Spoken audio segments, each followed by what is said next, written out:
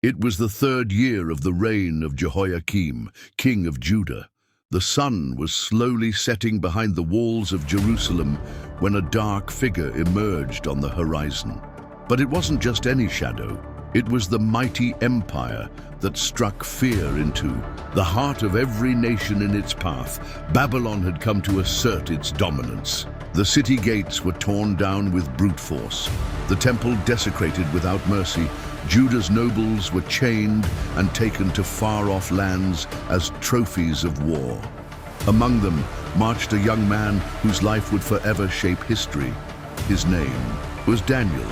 From the golden halls of Babylon to visions of things yet to come, his story isn't just about empires or thrones. It's more than the tale of a prophet among foreign courts. It's a sign. Some believe Daniel spoke of his own time. Others are convinced he saw what we are now living. And if those words, sealed for centuries, are about to unfold, only the wise will understand. The drums rumbled in the distance, their echo racing faster than the smoke rising over the hills. The watchtowers cried out warnings, but the people already sensed what was coming. Babylon was here. Nebuchadnezzar's army surged forward like a raging flood, leaving behind nothing but ruins.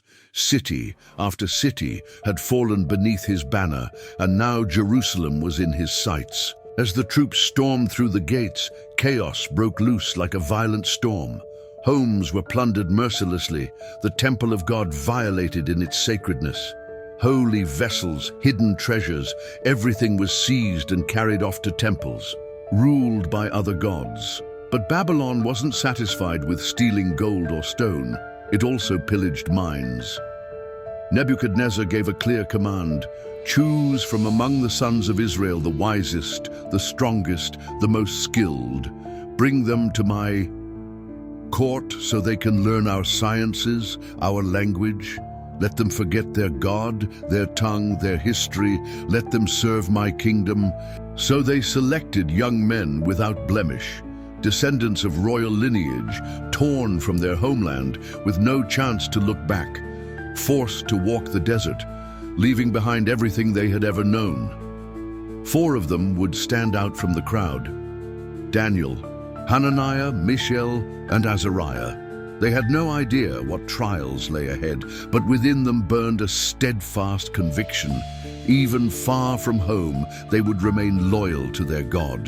The journey was long and harsh. Dust clung to their faces as they approached the most majestic city their eyes had ever seen. Babylon rose before them like a dazzling dream. Towers of gold, massive temples, hanging gardens that brushed the sky. It wasn't just a capital, it was a monument to human power.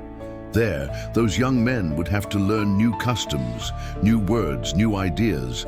But Babylon didn't just want to teach them, it wanted to remake them. The first attempt was to change their names. Daniel would no longer be Daniel. He was now Belteshazzar. Hananiah was renamed Shadrach, Mishael became Meshach, and Azariah was now Abednego. Their Hebrew names, marked by faith, were replaced with names honoring foreign gods. It was a subtle but profound attempt to erase who they were. But the change didn't stop there. Babylon also offered them pleasure: lavish banquets, golden goblets overflowing with wine, meats roasted in spices they'd never smelled before. Food that looked like it came straight from paradise. But Daniel wasn't fooled. The aroma was tempting, the tables extravagant, but deep inside, something whispered, "Don't give in." That food wasn't just nourishment, it was a declaration of loyalty. Eating from the king's table meant surrendering to his culture, embracing his gods. Look around you, Daniel, he thought. You're alone, your nation destroyed, your people scattered, but my God still reigns. He lifted his eyes and saw the same fire burning in his friends. Then he approached the chief of the eunuchs and asked, "Please, let us eat only vegetables and drink water for 10 days. Then compare our appearance to the young men who eat from the royal feast." The eunuch hesitated. He feared they'd look weak before the king. but he agreed. After 10 days, when the 4 were brought forward, their faces shone brighter than the others. Their minds were clear, their bodies strong. They didn't need royal delicacies to grow strong.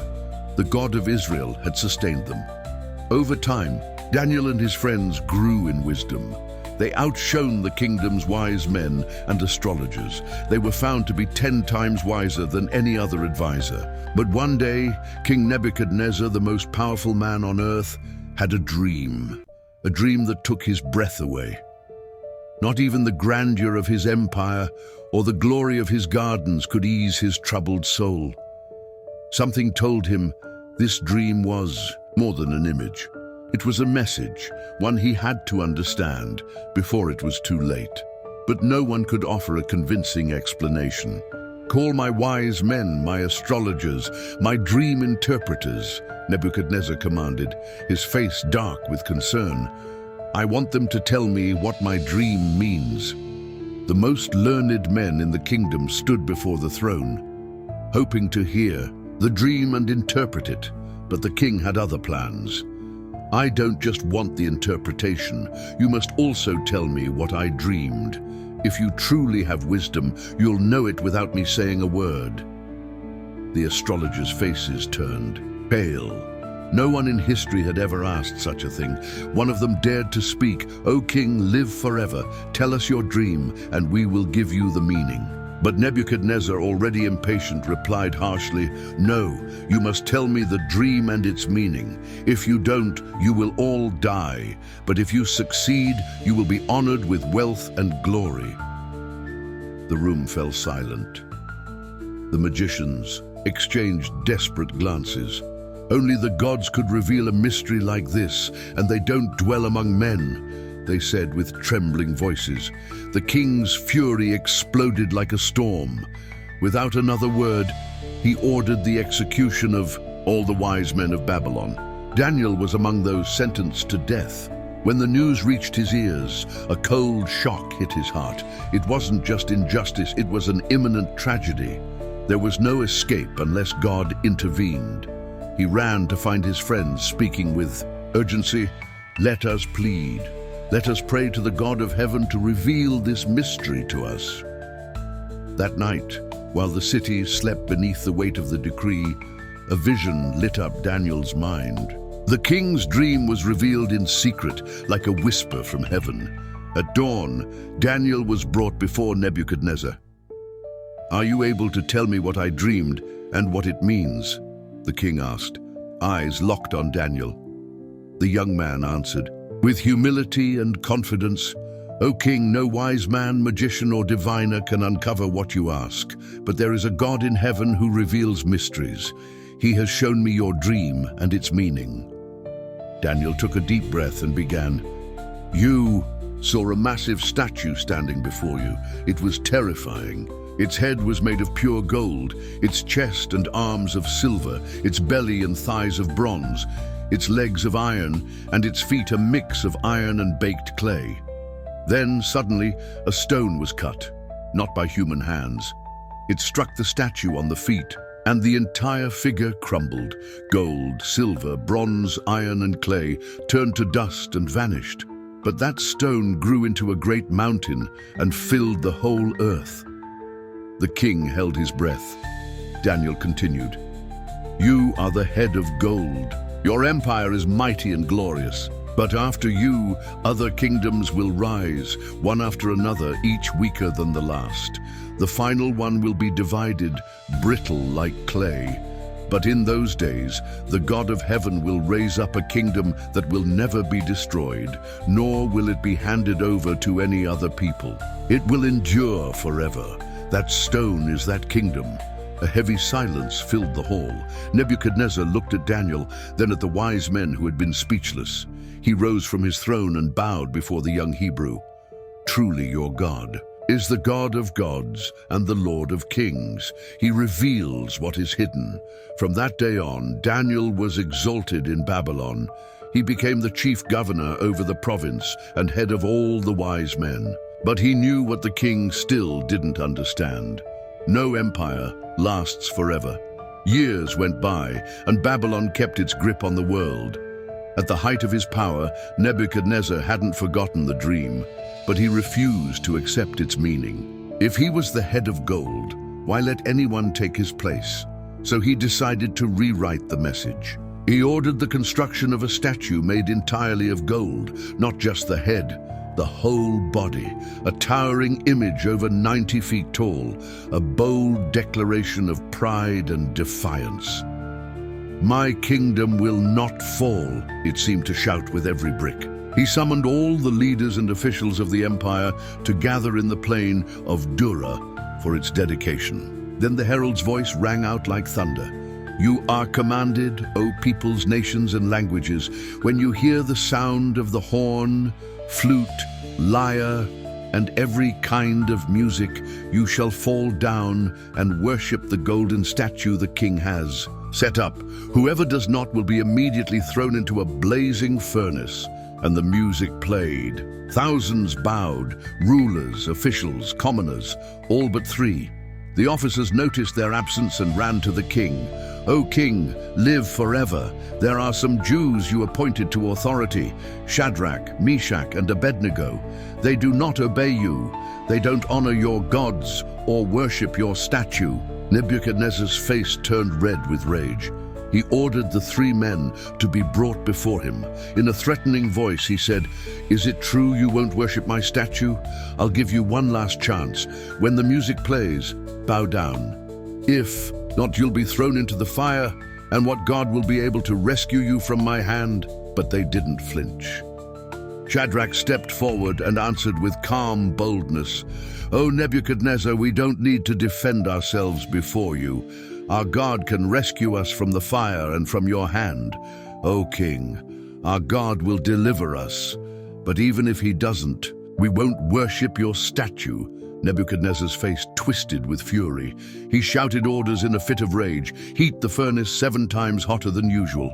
Right away, he called for the strongest soldiers in his army to bind the three men and throw them into the fire. The flames roared with such intensity that the very soldiers who got close were instantly burned alive. Shadrach, Meshach, and Abednego vanished into the flames. For everyone watching, it was over. A final, brutal punishment. But then, something changed. Nebuchadnezzar, watching from his throne, suddenly leapt to his feet, his face full of shock. "Wait," he shouted, "didn't we throw 3 men bound into the fire?" One of his guards replied, "Yes, O king." But the king, trembling, said, "I see 4, and they're not bound. They're walking in the fire, unharmed. And the fourth looks like a divine being." All eyes turned to the furnace. What had looked like an execution had become a miracle. Shadrach, Meshach, and Abednego were still there, standing strong. But they weren't alone. A radiant figure walked among them. His light was unlike any fire known to man. No one in Babylon could explain what their eyes were seeing. Nebuchadnezzar got as close as he could and shouted, "Shadrach, Meshach, and Abednego, servants of the Most High God, come out of the fire and come here." And so they did. The 3 young men walked out from the flames. The fire hadn't touched their bodies. Not a single hair on their heads was singed. Their clothes didn't even smell like smoke. A reverent silence fell over everyone. They all knew what they had just witnessed had no earthly explanation. The God of Israel had answered. Nebuchadnezzar, the most powerful man on earth, fell to his knees. "Blessed be the God of Shadrach, Meshach, and Abednego. There is no other God who can save in this way." And he declared, "From now on, no one in my kingdom is to speak against the God of these men, because there is no one like him." Then the king honored the 3 young men and promoted them to even higher positions in Babylon. But while the people celebrated the miracle, Nebuchadnezzar still hadn't learned the deeper lesson. Even though he had witnessed divine intervention, he didn't understand that his power wasn't his own, that his throne was only borrowed, that his glory was tolerated, not deserved. His heart still believed his greatness was unshakable, until A new message from heaven came. One night the king had another dream. This time his soul was deeply disturbed. Once again he summoned the wise men of Babylon, but none could give him an answer. Then he sent for Belteshazzar, the Babylonian name for Daniel. "I know the spirit of the gods lives in you," the king said. "No mystery is hidden from you. Listen to my dream and tell me what it means." And he began to recount. "I saw a huge tree planted in the middle of the earth. Its height reached to the heavens. Its branches stretched out across the whole world. Birds made nests in it. Beasts rested under its shade. Its fruit fed every creature. But then a watcher came down from heaven, a divine messenger who shouted in a loud voice, 'Cut down the tree, lop off its branches, scatter its fruit, but leave the stump with its roots bound with iron and bronze. Let him be humbled, let his mind be changed, let him live like the beasts of the field. Let 7 times pass over him until everyone knows that the Most High rules over the kingdoms of men and gives them to whomever he wishes.'" Daniel listened. In silence, his face grew serious. He knew what the dream meant, and his soul was filled with sorrow. He didn't want to be the bearer of that message, but God had shown him the truth, and he couldn't stay silent. With respect and a firm voice, Daniel spoke to the king. "O king, that tree is you. Your power has risen high enough to touch the sky. Your influence has spread across the earth, but the day will come when you'll be cut down. You'll be driven away from humanity. You'll live among the beasts of the field. You'll eat grass like oxen. Your body will be drenched with the dew of heaven. This will last for 7 times until you realize that it is the Most High who has authority over human kingdoms. But the stump and its roots will remain, because your kingdom will be restored to you once you acknowledge that God alone is sovereign." Daniel took a deep breath. "O king, listen to my advice. Break away from your sins. Do what is right. Show mercy to the poor. Maybe then your peace will last longer." Nebuchadnezzar listened, but his heart remained hardened. 12 months passed, a whole year to reflect, to change. But he didn't change. Then the day came when heaven spoke. It was a golden afternoon in Babylon. The king was walking through the halls of his palace. His eyes admired the walls, the temples, the hanging gardens, and from within him came the thought that would seal his fate. "Isn't this the great Babylon that I have built with my mighty power and for the glory of my majesty?" At that very moment, while the words were still on his lips, a voice came down from heaven. "To you it is declared, O Nebuchadnezzar, your kingdom has been taken away from you. You will be driven away from mankind. You will live with the beasts of the field.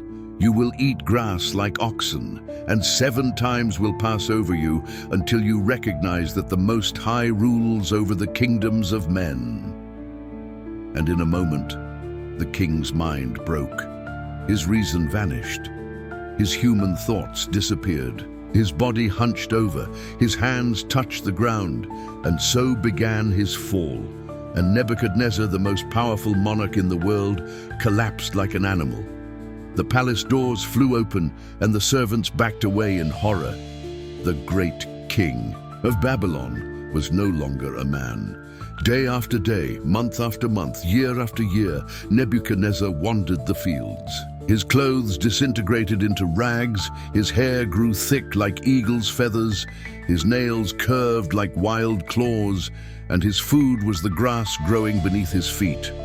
The throne had a new occupant. Nebuchadnezzar had become the image of his pride, a roaming beast, until the appointed time was fulfilled. 7 years later, on a morning when the wind swept over the plains, something happened. My eyes looked up. For the first time in years, I looked toward heaven, and in that moment my understanding returned. I fell to my knees, but this time it wasn't out of pride or power. It was surrender. With tears in my eyes, I blessed the Most High. I praised and glorified him because his dominion is everlasting and his kingdom endures through all generations. He does as he pleases among the people of the earth, and no one can stop his hand. At that very moment, my kingdom was restored to me. My honor returned. My officials came looking for me, and once again I sat on the throne of Babylon, but I was no longer the same. I had come to understand the truth that changes everything. There is no other king, no other power. Only God rules over the kingdoms of the earth. The years went by. Nebuchadnezzar died, and with him the era of his absolute empire. Babylon still gleamed, a jewel among the nations, but the seed of its downfall had already taken root. A new king rose to the throne, Belshazzar, son of Nabonidus. He was a weak ruler, arrogant, unable to learn from the past. The walls of Babylon were tall, impenetrable. No army had ever conquered it. But in the east, a new threat was rising. The army of the Medes and Persians advanced, led by a man whose name would soon strike fear across nations, Cyrus the Conqueror. As the Persian troops advanced with strategy and power, Belshazzar showed no concern. He felt invincible, secure behind the walls. While his enemies plotted his fall, he celebrated. It was a night of feasting in Babylon.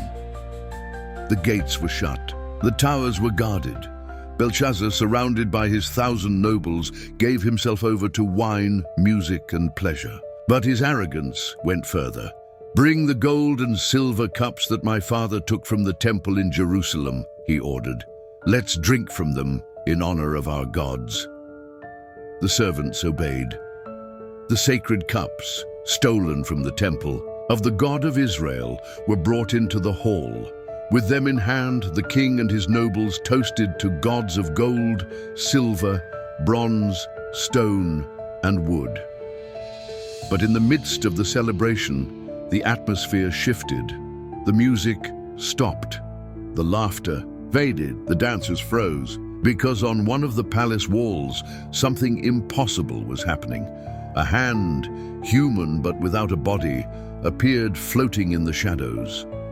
Slowly, it began to write with fingers of fire. The letters glowed with a supernatural light. Silence and took over. Belshazzar's face lost all color. His knees shook like leaves in the wind. "Bring the wise men, the magicians, the astrologers," he shouted. "Tell me what this means." Babylon's wisest men came, but none could read the writing. No one could understand its meaning. The king's fear only deepened. That's when the Queen Mother entered the hall. She approached the king and said, "O Belshazzar, don't be alarmed. There is a man in your kingdom in whom the spirit of the gods dwells. In your father's day, he interpreted dreams and solved mysteries. His name is Daniel." Daniel was summoned. The king looked at him with urgency. "Are you that wise man who served my father?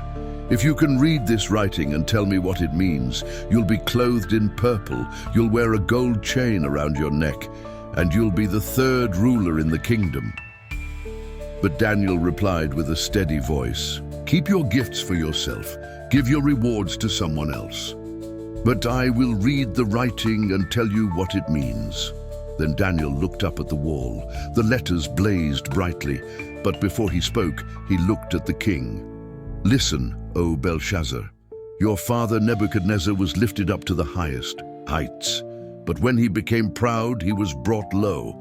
He became like a beast until he acknowledged that the Most High is the one who rules over the kingdoms of men." Daniel took a deep breath. "You, O king, didn't learn from his story. You've lifted your heart against the God of heaven. You took the sacred vessels and profaned them. You honored idols that cannot see, hear, or understand. That's why God has sent this hand to write your judgment." Everyone held their breath. Daniel reached out and read, "Mene, Mene, Tekel, Upharsin." And he explained, "Mene, God has numbered the days of your kingdom and brought it to an end. Tekel, you've been weighed on the scales and found wanting. Upharsin, your kingdom has been divided and given to the Medes and Persians." The words hung in the air like an invisible knife. Belshazzar trembled, but it was already too late. That very night, the gates of Babylon were opened from the inside. The Persians were already within its walls. Cyrus the Great had devised a brilliant plan. He diverted the flow of the Euphrates River that ran through the city, and while Belshazzar drank himself into a stupor, mocking the Most High God, Persian soldiers marched silently along the dry riverbed. They moved in without resistance, passed under walls that seemed impenetrable, and in a single night, mighty Babylon fell. Belshazzar was killed, and with his death, the most powerful empire on earth collapsed like a hollow idol. In its place rose the kingdom of the Medes and Persians, just as God had declared, just as Daniel had prophesied, because the kingdoms of men fall, but the kingdom of God is everlasting. Babylon was no more. Now, the Medes and Persians ruled the empire. King Cyrus appointed Darius the Mede as governor over Babylon and its provinces, and though the throne had changed hands, Daniel remained. His wisdom, his integrity, and the light that radiated from him set him apart from all the leaders of the new government. Darius placed him above the princes and satraps, a Hebrew man as chief over the kingdom. But the brighter the light shines, the deeper the shadow becomes. God's favor on Daniel stirred up jealousy, anger, and contempt among the nobles of the land. They met in secret, whispering in the dark. "Why does this Daniel rule over us?" one said, his voice laced with restrained fury. "He's a foreigner, a Jew. He was exalted by former kings and now by Darius as well." Another replied, "We must find a flaw in him, something we can use to accuse him." They searched and scrutinized his life, his actions, his decisions, but they found nothing. Daniel was clean, blameless, without corruption. Then one of them said, "There's only one thing that could trap him: his faith, his loyalty to his God." So they hatched a plan. They approached King Darius with words as smooth as honey. "O king, live forever. All of us have agreed to establish a decree in your honor. For 30 days, no one shall offer prayer or petition to any god or man except to you, O king. And whoever disobeys shall be thrown into the lion's den." Darius, flattered by their apparent devotion, signed the decree. He didn't realize it was a trap.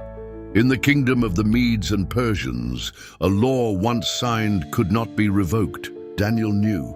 He heard the edict. He fully understood the consequences, but his heart did not waver. He didn't alter his routine. He didn't change what was essential. When it was time to pray, he did what he always did. I went up to my room, opened the windows facing Jerusalem, knelt down and prayed. My enemies were waiting. They rushed to the palace with feigned concern. "O king, didn't you sign a decree forbidding prayer to any god but you?" "Yes," Darius answered. "The law is signed and cannot be changed." "Then, O king, Daniel, your governor, has not obeyed you. 3 times a day he prays to his God." Darius's face turned pale. He understood immediately. He had been deceived. His most faithful servant was now condemned by his own hand. But there was no way out. The law was irreversible. With a heavy heart, the king said, "Take him to the den." Night fell like a curtain over Babylon. The soldiers led Daniel to the deep pit where the beasts roared with hunger. Torches cast flickering shadows on the stone walls. Darius was there. He looked at Daniel with sorrow and said, "Your God, whom you serve continually, he will deliver you." Then they pushed Daniel. His body fell into the darkness. The roar of lions shook the ground. A stone was rolled over the entrance. The king sealed it with his royal signet, and he left, but he couldn't sleep. There was no music that night, no feast, only a silence that devoured him from within. One question pulsed in his soul: could Daniel's God truly save him? At dawn, before the sun had fully risen, the king ran to the den. He ordered the stone to be removed and with a trembling voice cried out, "Daniel, servant of the living God, has your God been able to rescue you from the lions?" For a moment there was only silence. Then a calm voice rose from the depths. "O king, live forever. My God sent his angel and shut the lions' mouths. They have not harmed me, because I was found innocent before him, and I have done no wrong against you either." The guards looked inside. What they saw was impossible. Daniel stood there, unharmed, untouched.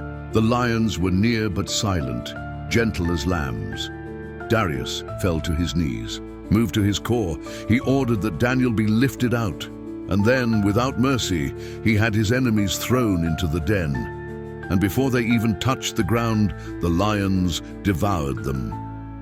That very morning, Darius wrote a new decree, one that would spread across the empire. To all peoples, nations, and languages on earth, may peace be multiplied to you. By royal order, it is decreed that all must fear and reverence the God of Daniel. For he is the living God. His kingdom will never be destroyed. His dominion is eternal.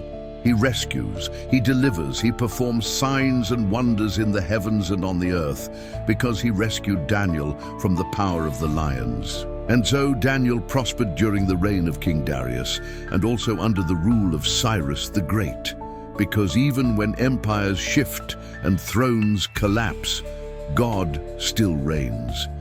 Daniel had served kings, had seen empires rise and fall, but what he was about to experience went far beyond Babylon, beyond Persia, beyond his own time.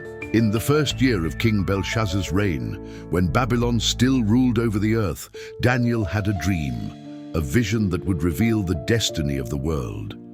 I saw the great sea stirred by winds blowing from the heavens and from its churning. Waters rose 4 colossal beasts, each different from the other. The first was like a lion, but it had wings like an eagle. I watched as its wings were torn off, and it stood on 2 feet like a man, and the mind of a human was given to it. Then came a second beast, looking like a bear. It was raised up more on one side than the other, and it had 3 ribs in its mouth between its teeth. After that, I saw a third creature, like a leopard. It had 4 wings on its back and 4 heads, and it was given authority to rule. Finally, I saw a 4th beast, more terrifying, more powerful, and more dreadful than all the others. It was unlike anything before it. It had iron teeth. It crushed and devoured its victims and trampled whatever was left. It had 10 horns on its head.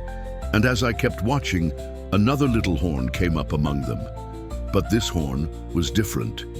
It had eyes like a man and a mouth that spoke arrogant words.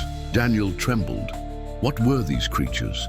Who was that horn that dared to defy heaven with its pride? But before he could receive answers, the vision shifted, because the kingdoms of the earth weren't the only thing the prophet would witness. I kept watching, and thrones were set in place, and the Ancient of Days took his seat. His clothing was white as snow, and the hair on his head was like pure wool. His throne blazed with flames, and a river of fire flowed from it. Thousands upon thousands served him, millions stood before him, and the books were opened. Suddenly, I saw someone coming with the clouds of heaven. He looked like a son of man. He approached the Ancient of Days and was given dominion, glory, and a kingdom. His kingdom is everlasting. His rule will never be destroyed. Daniel's spirit was shaken. He couldn't calm the turmoil within him. He longed to understand the truth behind the 4th beast, the arrogant horn that hurled insults and waged war against the saints of the Most High. Then an angel came near and explained the mystery. He spoke plainly.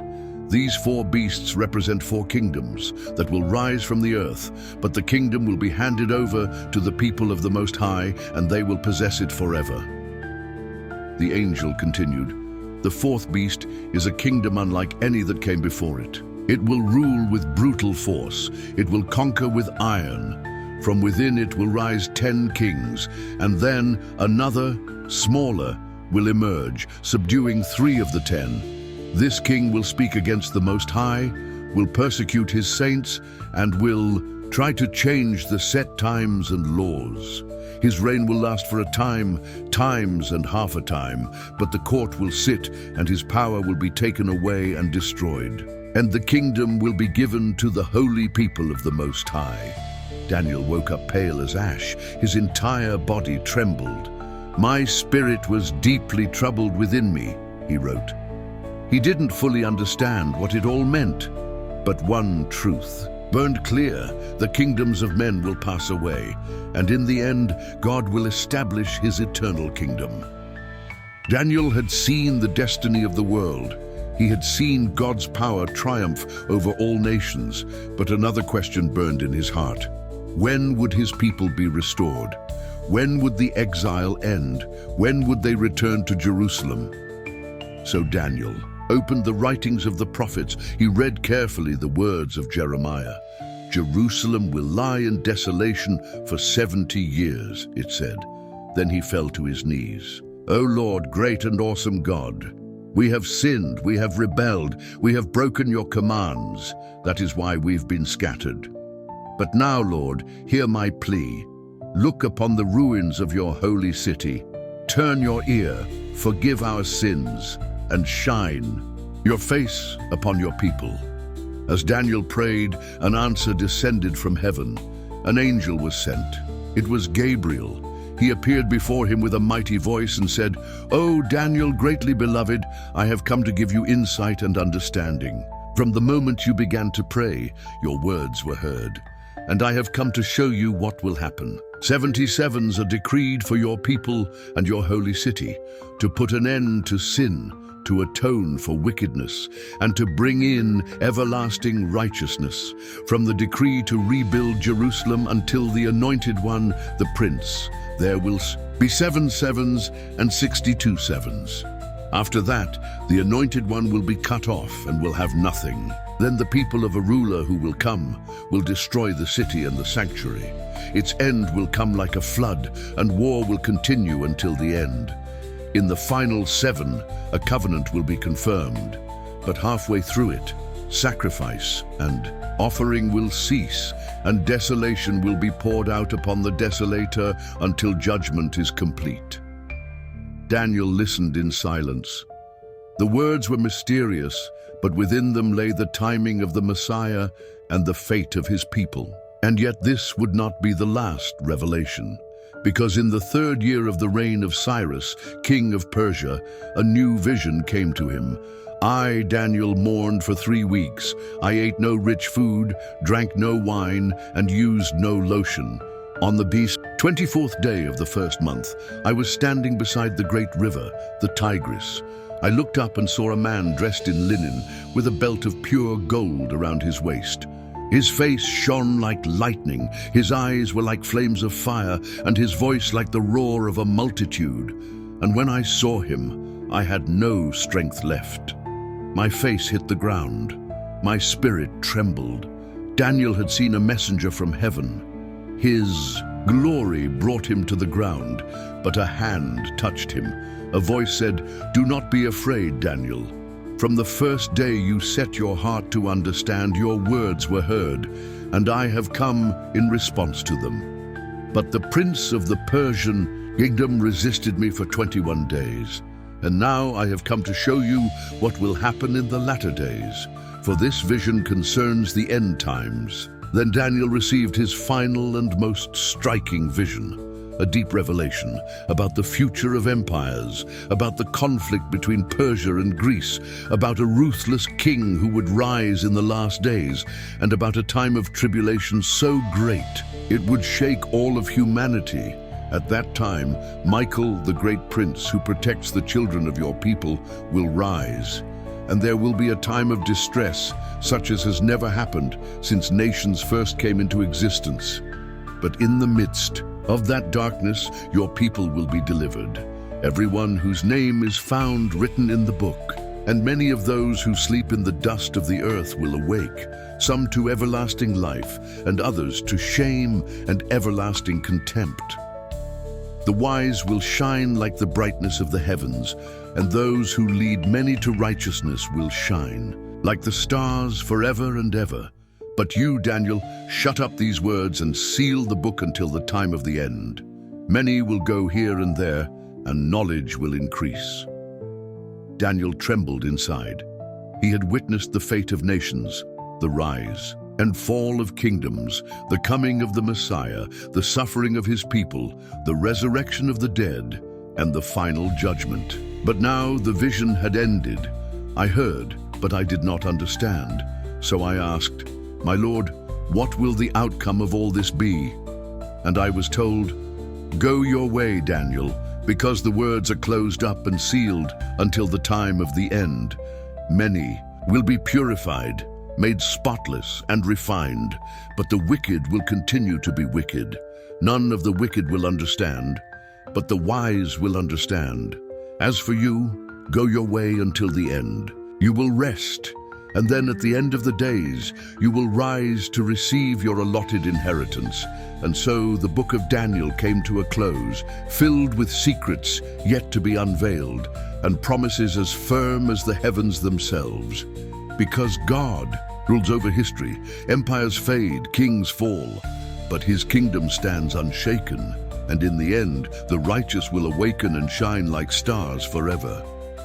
If you've made it this far, thank you from the bottom of our hearts for walking with us through this journey.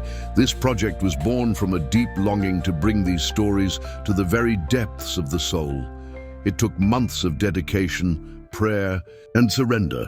And even though this film ends here, the search is only just beginning. We'll meet again soon with new productions that, like this one, are born from a passion for Scripture and a desire to touch hearts. Until then, may the God of Daniel walk with you every step of the way. May his light guide you. And in the midst of uncertain times, never forget this truth. He is still King. Amen. Are you ready to see what comes after the end? In a world on the brink of collapse, a voice echoes from heaven. Seals are broken, trumpets sound, and judgment falls like fire upon the earth. This is not just a movie. It's a visual revelation of the most feared, misunderstood, and powerful book of all time, Revelation. From the island of Patmos to the throne of God, every scene takes you to the heart of the most intense spiritual war in history. Angels, beasts, earthquakes, plagues, and a promise that goes beyond death. The Lamb will overcome. This isn't fiction, it's a warning, and you are about to witness it.